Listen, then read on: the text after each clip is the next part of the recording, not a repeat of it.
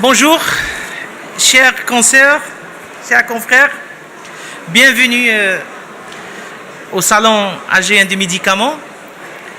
Et je souhaite à tout le monde un bon salon, premièrement, et que ce soit bénéfique pour tout le monde, pour les répartiteurs dans lesquels je représente en Algérie chez l'ADFA, et pour les laboratoires, pour les officines et pour tout le monde.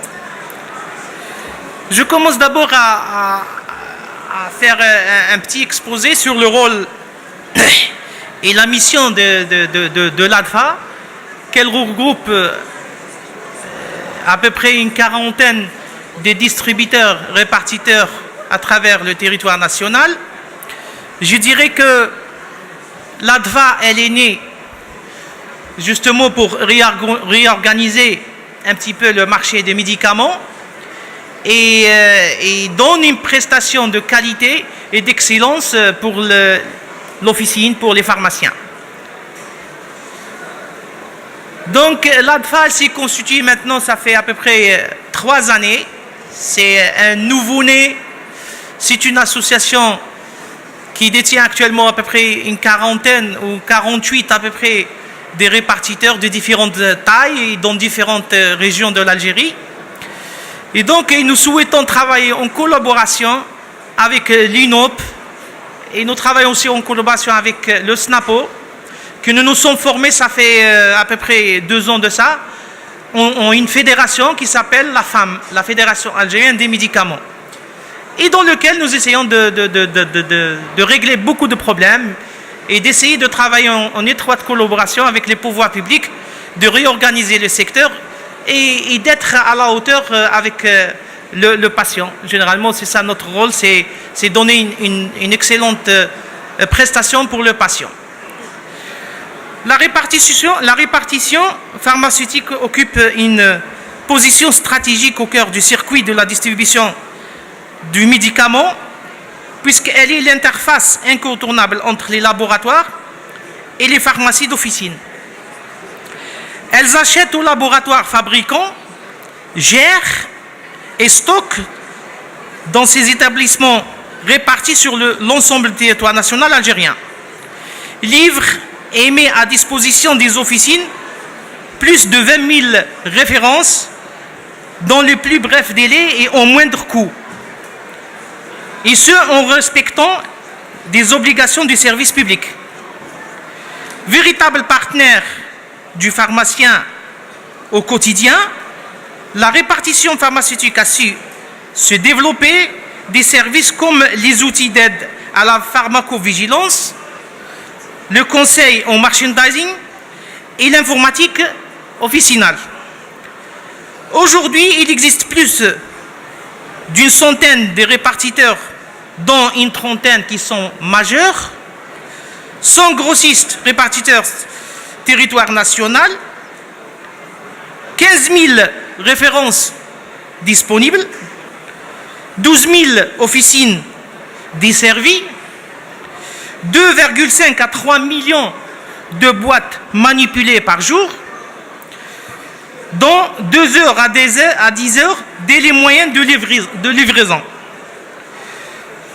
Donc nous parcourons à peu près 870 millions de kilomètres qui sont parcourus par an à travers des flottes et à travers toutes les régions de l'Algérie. Et vous connaissez bien que l'Algérie, c'est un grand pays, c'est un continent.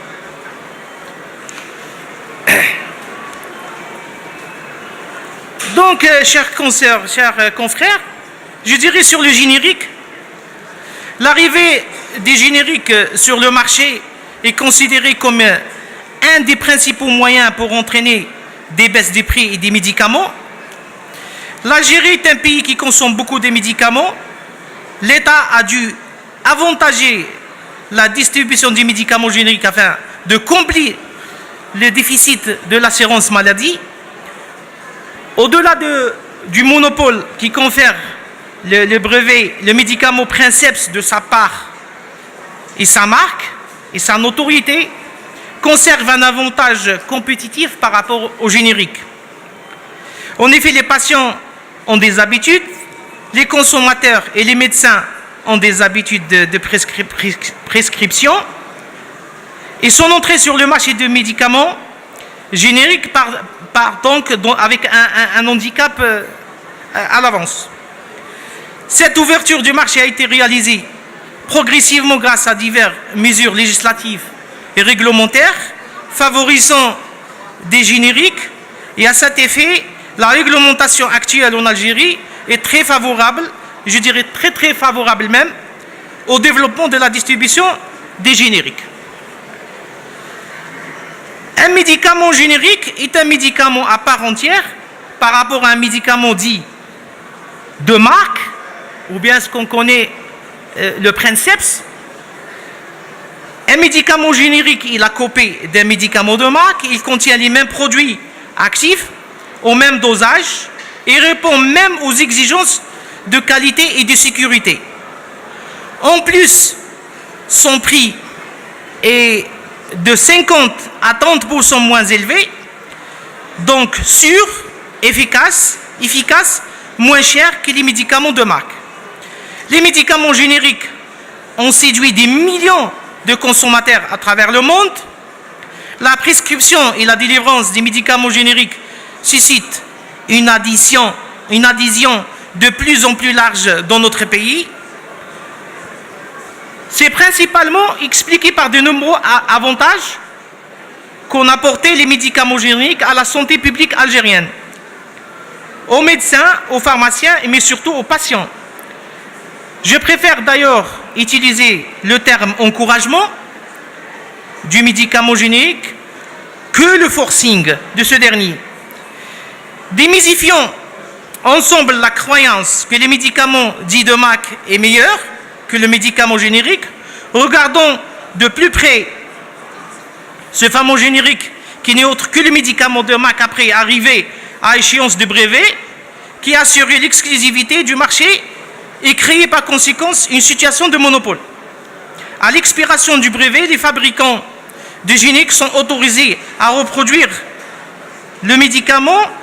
Ils sont tenus à démontrer la similitude des principes actifs agissant sur l'organe et leur action thérapeutique et leur entrée et leur contre-indication. Avec le médicament de marque, ajoutons à cela la levée d'exclusivité et l'entrée dans la concurrence seront passées par l'étape onéreuse et longue de recherche scientifique. Le prix du médicament générique est l'un d'un tiers, voire de moitié, moins cher que le médicament de marque, bien sûr. Aussi, nombreux sont les brevets arrivés à échéance, permettant ainsi d'avoir à notre disponibilité aujourd'hui une très large gamme de médicaments génériques allant du simple rhume à l'infarctus et au cancéreux. Ce qui est loin d'être négligeable car la facture des médicaments est ainsi revue à la baisse pour les citoyens et notre pays.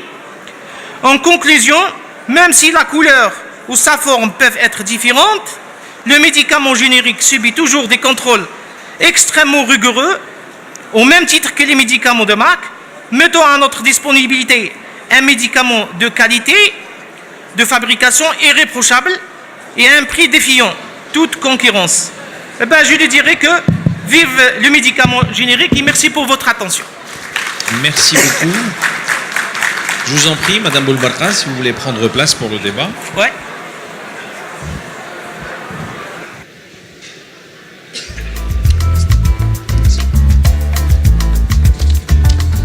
Très bien. Alors, merci pour cette présentation. Nous allons essayer d'en débattre. On a 10 minutes pour le faire, puisqu'il y a juste après un sympo. Clairement, aujourd'hui, si on venait un peu à parler le langage des chiffres concernant la distribution, concrètement, quelles sont les parts de marché aujourd'hui du générique en Algérie, si on venait à quantifier les choses? Merci pour votre question. Je crois que le marché algérien, et en matière des produits génériques et de production, je crois qu'on est en train de dépasser actuellement 45%. Et pour l'Algérie, c'est un effort réellement extraordinaire. Nous sommes arrivés en peu de temps à mettre des usines à travers le territoire national. Et on arrive quand même à on est arrivé quand même à produire beaucoup de quantités. Si nous revenons 20 ans à peu près en arrière, on n'avait qu'un seul génériqueur, qui est l'entreprise nationale publique Saïdal. Mais par la suite, il y a eu une vague des usines qui sont arrivées quand même à produire pas mal de produits.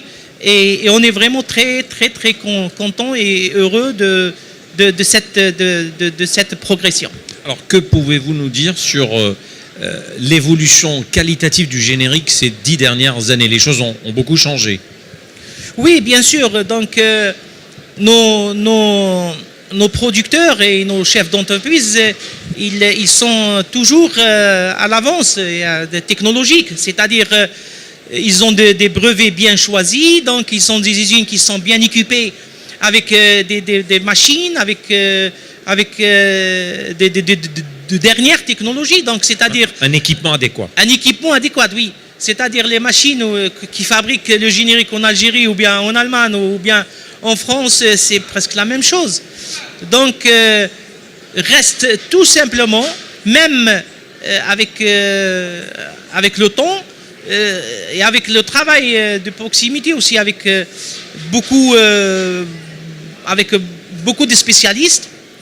Donc, on est arrivé quand même à produire un médicament de très très bonne qualité. Et il reste quand même le rôle de médecins, le rôle des pharmaciens, et pour donner plus de confiance aux malades, parce qu'il y a quand même beaucoup de malades qui sont quand même réticents envers les soins avec les génériques. Justement, là, il y a un rôle du prescripteur qui doit être prépondérant pour convaincre aujourd'hui le malade à aller vers le générique. Oui, c'est ça, c'est ce que j'ai dit. Donc, il y a encore un grand travail à faire, et nous sommes là-dessus. C'est-à-dire, commençons par l'INOP, en arrivant par les distributeurs, en arrivant même avec les officines.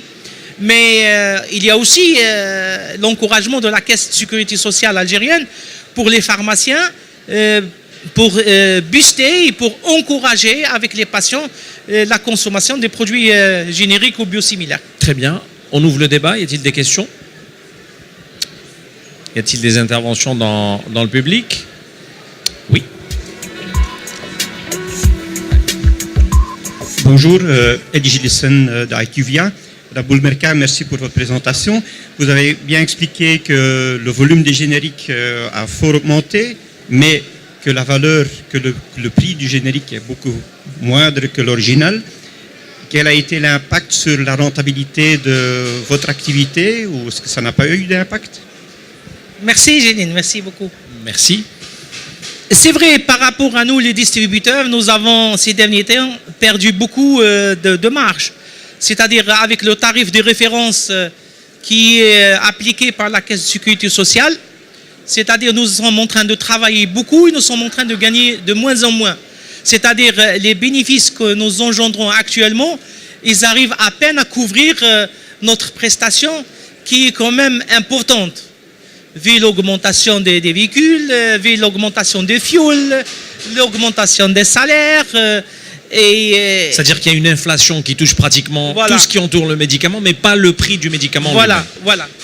Et là, c'est-à-dire nous nous sommes constitués avec la Fédération algérienne des médicaments, la FAM, et nous avons posé beaucoup de problèmes dans une commission qui est la commission mixte, qu'il y a plusieurs ministères là-dedans. Il y a le ministère de la Santé, ministère du Travail, ministère des Finances, ministère du Commerce, et d'essayer de trouver une solution pour cette question qui est cruciale.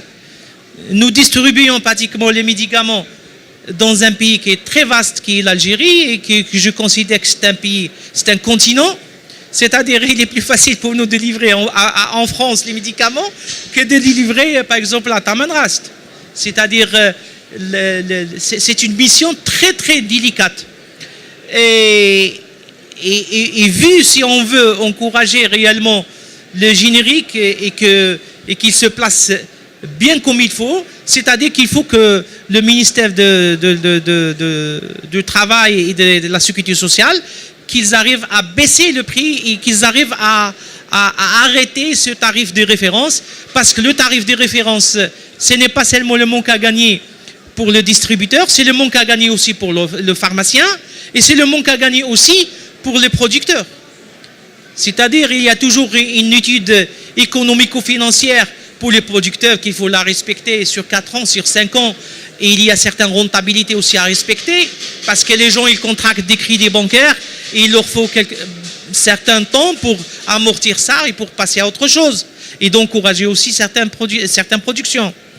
Pour les distributeurs, c'est ce que je venais de vous citer aussi, qu'il y a une charge énorme. Et pour le pharmacien aussi, il y a un manque à gagner énorme. C'est-à-dire, si on voit que le pharmacien doivent financer son commerce ou bien doivent faire un crédit avec son distributeur, c'est parce que le pharmacien il n'est pas remboursé au même temps. C'est-à-dire, on a fait la carte Chifas, qui est l'équivalent de la carte Vitale en Europe. On vend des médicaments, mais le pharmacien il ne récupère pas son argent sur place. C'est-à-dire, le pharmacien il récupère son argent, c'est-à-dire après 45 jours ou 2 mois ou des fois plus. Ça dépend de la région et ça dépend le volume de travail. Donc, c'est-à-dire, il y a un travail qui est en train de se faire vraiment profondément. Nous sommes très contents qu'il y a des échos favorables ces derniers temps de notre tutelle qui est le ministère de la Santé. Et nous sommes en train de travailler aussi dans un comité de veille qui est très important, qu'on règle les problèmes les plus urgents et surtout les problèmes de pénurie. Donc, nous essayons de trouver un mécanisme et une manière comment traiter ce problématique. D'accord, je prendrai une dernière question dans le public éventuellement si on a. Non, pas de questions. Alors, j'en ai éventuellement une pour terminer. D'accord. On se rappelle, il y a une vingtaine d'années, les pouvoirs publics avaient mis tout le paquet pour encourager le tout générique. On a l'impression que c'est un peu essoufflé ces derniers temps. Est-ce que vous avez une explication à donner? Pourquoi aujourd'hui les pouvoirs publics ne font pas autant qu'il y a 20 ans autour du générique? Non, ils sont en train de faire. Peut-être ça vous paraît un peu moins, mais non. Nous sommes les professionnels, on est dans le bain, on est sur terrain, donc on vit avec ça quotidiennement. Mais le problème que des fois on prend des décisions un peu tardives. C'est-à-dire on ne prend pas des décisions le moment où il faut et quand il faut. Mais généralement, quand on prend la politique de générique, elle est réellement dans le bon chemin. C'est-à-dire les laboratoires, ils sont en train de faire leur mission, malgré les difficultés, malgré certains problèmes qui sont de l'ordre bureaucratique, certains problèmes qui sont d'ordre technique. C'est-à-dire des fois les producteurs, ils ont un problème des alcools. Et nous avons tout le temps une pénurie, une grande pénurie des alcools tout le temps, toute l'année.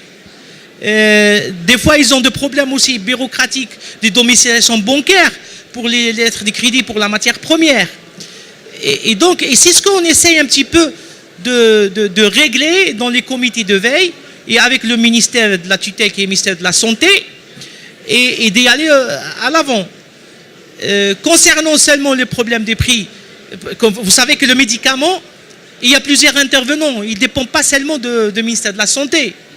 Mais quand il y a les problèmes, c'est directement au ministère de la Santé qui sont pointés de doigt. Mais réellement, il y a toujours la bataille aussi entre la caisse de sécurité sociale pour les prix, pour les remboursements, etc. Et entre le ministère de la Santé aussi. Et il y a aussi le problème avec le ministère du Commerce sur les marges. C'est-à-dire nous avons des marges sur les médicaments qui datent depuis les années 90, qui n'ont pas été revues jusqu'à maintenant. Qui sont obsolètes aujourd'hui. Voilà, obsolètes carrément. C'est pour cela qu'il y a un grand travail qui est en train de se faire. Et je dirais bien, la création de la Fédération algérienne des médicaments, qui représente l'UNOP, l'ADFA, le SNAPO, c'est une fédération qui dit que nous avons les mêmes problèmes et qu'on doit être solidaires pour les résoudre. Et ça, c'est pour le bien de malades avant qu'on dise le bien de commerçants. Très bien. Dernier détail, ADFA, distribution, c'est votre casse-tête, j'ai envie de dire. Effectivement, l'étendue de l'Algérie est très importante. Est-ce qu'aujourd'hui, il y a des solutions logistiques transport qui sont proposées afin de répondre justement aux besoins à travers les 4 coins du pays? Oui, c'est très difficile déjà de réunir tout le monde et d'essayer déjà de convaincre les gens d'adhérer. C'est pas déjà une mince affaire. C'est-à-dire, nous avons ça, c'est un petit peu, c'est culturel, c'est algérien. On ne croit pas beaucoup au monde associatif. Et pour régler certains problèmes, on doit adhérer. C'est-à-dire, nous, maintenant, étant donné comme des professionnels, on doit renforcer l'ADFA. Parce que l'ADFA, c'est une association très, très importante. C'est nous qu'on faisons vraiment le vrai utilité publique. C'est-à-dire, on est entre les pharmaciens et on est entre les producteurs et les importateurs. Et c'est nous que nous assurons la mission la plus difficile de parcourir des milliers de kilomètres et d'avoir une logistique adaptée, surtout actuellement, avec tous les problèmes qu'on a économiques. C'est très difficile de trouver des véhicules, c'est très difficile de trouver tout ce qui est logistique, les rayonnages, les racks. Même nous essayons de projeter pour les chaînes de distribution informatisées ou mécanisées ou semi-mécanisées, les chaînes de préparation, on n'arrive pas. C'est-à-dire qu'il y a aussi un débit d'Internet qui est très faible. C'est pour cela qu'on n'arrive pas à travailler à distance avec Codabar, avec directement nos officines, avec nos clients. C'est-à-dire, tout ça, on peut gagner beaucoup de temps et on peut gagner beaucoup d'efficacité. C'est-à-dire, c'est une chaîne. Chaque secteur, il est avec l'autre. Mais ça n'empêche pas qu'on baisse les bras. On est en train de faire le maximum pour s'améliorer et de présenter quand même, de donner l'excellence. Très bien. Merci beaucoup, Haziba Je vous en prie. Je rappelle que vous êtes la présidente de l'ADFA. Merci.